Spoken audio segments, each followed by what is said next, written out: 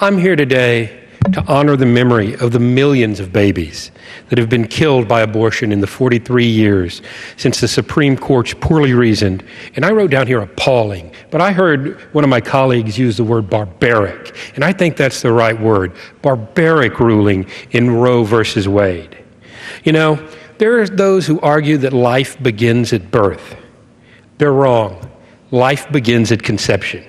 Anyone who has seen a precious baby in the womb on a sonogram cannot help but agree with me on this. One of the most moving events of my life was when I went with my wife and saw the first sonogram picture of my first daughter, Morgan. I still have the videotape of that, a printout's in my memory box in Corpus Christi. It was one of the most moving experiences. You know, I know lots of members of Congress, a lot of them are here today, and they feel the same way as I do, that human life is something special, something sacred, and it begins at contraception.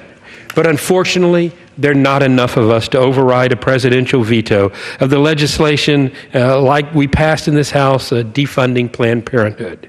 There are not enough of us to get a constitutional amendment to the states saying that life begins at conception. But we've got to continue to fight.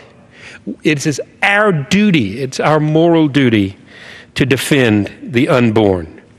You know, it's been 43 years since Roe versus Wade.